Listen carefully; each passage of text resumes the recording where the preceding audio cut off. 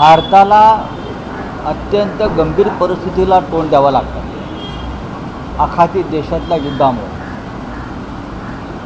आणि सरकारकडून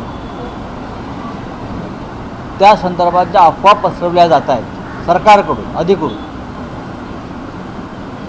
की सर्व काही अलबेल आहे. इंधनाची आणि गॅसची टंचाई म्हणजे LPGची अजिबात पडणार नाही. भारत सर्व परिस्थितीशी तोंड द्यायला सक्षम आहे. कुठे सिलेंडरची कमतरता नाही. सिलेंडरचे भाव वाढणार नाहीत. या अफवा महाराष्ट्राचं आणि केंद्राचं सरकार पसरवत आहे. पण प्रधानमंत्री मोदी हे केरळ, पश्चिम बंगाल, तामिळनाडू अशा राज्यामध्ये प्रचारात अडकलेले आहेत आणि त्यांच्या प्रचाराच्या कोणत्याही भाषणामध्ये या विषयांचा उल्लेख नाही जो जीवनावश्यक आहे. त्यांच्या वतीनं लोक बोलत आहेत. सिलेंडरसाठी रांगा लागलेल्या आहेत. 25-25 दिवस सिलेंडर मिळणार नाही असं आता चित्र आहे. अनऑर्गनाइज कामगार लेबर जो सगळ्यात जास्त हॉटेल इंडस्ट्रीमध्ये आहे ती हॉटेल इंडस्ट्री साधारण 40% बंद झाली. 40%. मुंबईसारख्या मोठ्या शहरामध्ये, जिल्ह्यामध्ये, तालुक्यामध्ये LPG अभावी हॉटेल्समधली हॉटेल्स बंद आहेत आणि 40% इंडस्ट्री बंद झाल्यामुळे तिथे परत रोजगाराचा प्रश्न निर्माण झाला. ह्या कोणत्याही विषयावर देवेंद्र फडणवीस राज्याचे मुख्यमंत्री, उपमुख्यमंत्री एकनाथ शिंदे, उपमुख्यमंत्री सुनेत्रा वहिनी पवार, देशाचे पंतप्रधान, गृहमंत्री एक शब्द बोलत नाही आहे. लोकांनी काय करायचं? नोटबंदीच्या वेळेला ज्या रांगा लागल्या, जशा रांगा लावून माणसं रांगेत मारली गेली, तेच आता सिलेंडरच्या रांगेमध्ये होईल अशी भयंकर स्थिती निर्माण झाल्याचं चित्र देशभरात दिसतं आहे. हे सरकार जनताविरोधी आहे आणि हे सरकार आंतरराष्ट्रीय बाजारामध्ये किंवा आंतरराष्ट्रीय राजकारणामध्ये संपूर्ण अपयशी ठरल्यामुळे आपल्या देशावरती परिस्थिती ओढावलेली आहे. पण राऊतसाहेब, इराण हा खरं तर भारताचा जुना मित्र आहे. पहिल्यांदा कसं होतं की आपल्या देशानं इराणशी संवाद केल्यानंतर भारतात 2 तेलवाहू जहाजं संवाद झाला आहे असं अजून इराणकडून सांगितलं जात नाही आहे अधिकृतपणे. भारताकडनं अफवा पसरवल्या जातात. खरं म्हणजे इराणशी संवाद होणं गरजेचं आहे. पण इराणशी तुम्ही कोणत्या तोंडानं संवाद करणार आहात? ज्या इराणचा सर्वोच्च नेता इस्रायलच्या हल्ल्यात मारला गेला त्याच्या संदर्भात देशाच्या प्रधानमंत्र्यांनी साधी शोकसंवेदना व्यक्त केली नाही. त्या इराणशी तुम्ही कोणत्या तोंडानं बोलणार आहात? खरं म्हणजे आपण इराणला नैतिक पाठबळ देणं गरजेचं आहे युद्धाच्या ठिकाणी. पण भारतानं एक तटस्थ भूमिका घेऊन इराणच्या दुःखामध्ये सहभागी होणं गरजेचं होतं. खास करून इराणचे सर्वोच्च नेत्याचं निधन झालं या युद्धात आणि 200पेक्षा जास्त कोवळ्या बालिकांचा मृत्यू किंवा हत्या या युद्धामध्ये झाली. ही अत्यंत दर्दनाक अशी गोष्ट आहे. या संदर्भात भारताकडून अजूनही शोकसंवेदना व्यक्त केलेल्या नाही. फक्त हार्मोज समुद्रधुनीतून तेलाचे टँकर सोडा इथपर्यंत इराणचा संबंध आहे का? नाही. इराणच्याने आमचे राजनैतिक, व्यक्तिगत आणि सांस्कृतिक संबंध अनेक वर्षापासून आहे. तुम्ही मिटिनरीवरनं काल स्वतंत्र स्वरूपामध्ये ट्विट केलं होतं. त्याच्यावर भाजपच्या नेत्यांना सांगण्यात आलं की मिटिनरीमध्ये भ्रष्टाचारामध्ये उपाटाचेच नेते अडकले होते. बोलणार आहे म्हणून आम्ही गॅस काढून तुम्हाला देणार आहोत.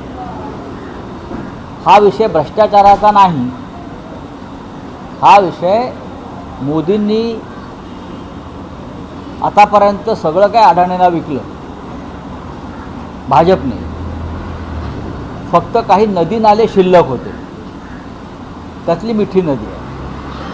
तर मोदींनी जी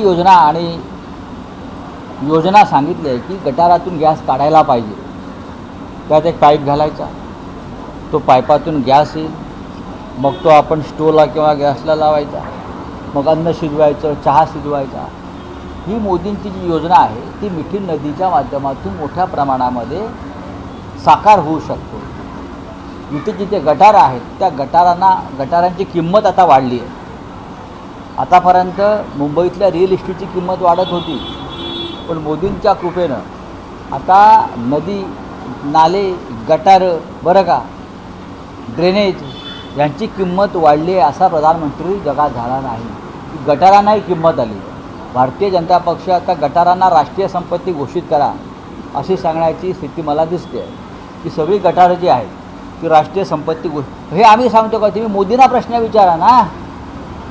ही मोदींची योजना आहे, आम्ही मोदींच्या योजनेला पाठिंबा देत आहोत. हो, भाजपला का वाईट वाटतं? भाजप मोदी विरोधी कधीपासून झाली?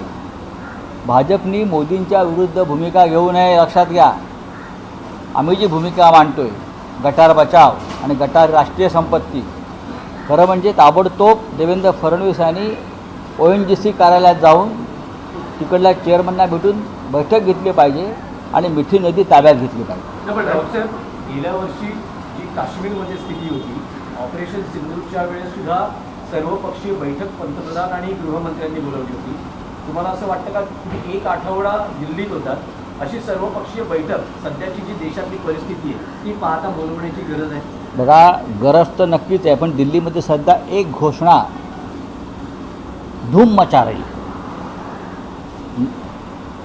नरेंद्र भी गायब और सिलेंडर भी गायब. ही घोषणा पार्लमेंट बाहेर सर्वत्र धूम माजवते. कहाँ है नरेंद्र जी?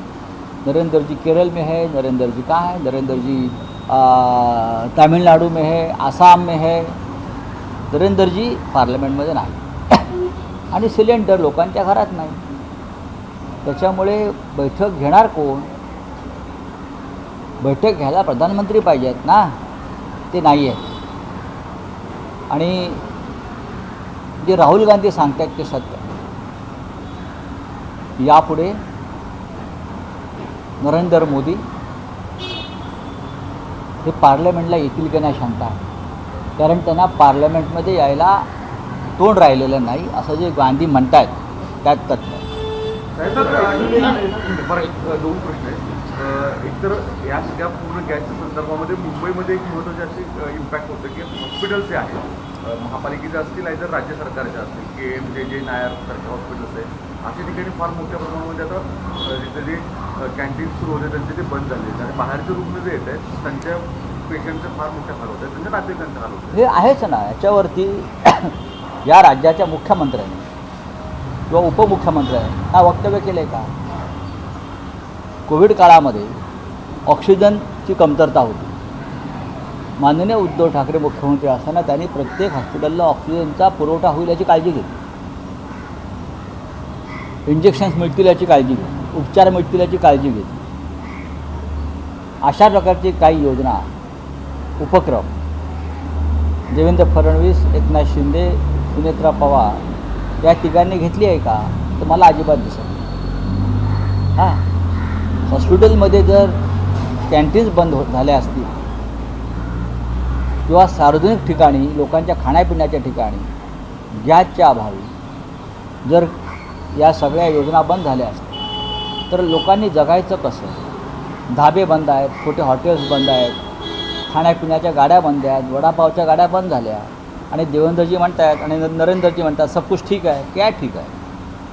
तुमच्या वर्षा बंगल्यावर ठीक असेल, वर्षा बंगल्यावर जर एखादं गटार असेल त्यातून तुम्ही गॅस काढला असेल, पण ती यंत्रणा ते पाईप तुम्ही जनतेलाही द्या गॅस काढण्याचे ना, दिले पाहिजे.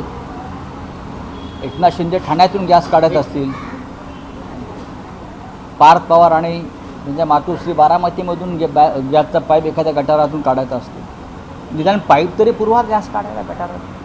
साहेब, गॅस ठीक आहे, पण उद्धव ठाकरे आणि आदित्य ठाकरे का आंदोलनात दिसत नाही? मग एवढं जर तुम्ही मुद्दे बोलता, एका साईडला भारतीय जनता पक्ष जो आहे तो आंदोलन करून पाहतोय, काँग्रेसने आंदोलन केलं. उलट आदित्य ठाकरे नेते कुठे आहेत? आदित्य ठाकरे, उद्धव ठाकरे सभागृहात आवाजच काढताना दिसत नाही आहेत, मैदानात कुठे आंदोलन करताना दिसत नाही आहेत. नाही, आम्ही आंदोलन करू ना.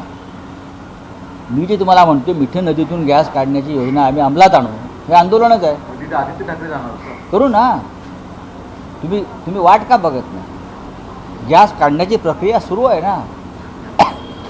आज विधानसभेमध्ये धर्मस्वातंत्र्याचं एक मांडण्यात आलेलं आहे, ज्यामध्ये धर्मांतराच्या संदर्भात विधेयक मांडण्यात आलेलं आहे. त्या संदर्भात आपलं काय? त्याबरोबर प्रत्येकाला जीवनावश्यक वस्तूमध्ये सिलेंडरसुद्धा मिळेल असं सुद्धा विधेयक मांडलं पाहिजे.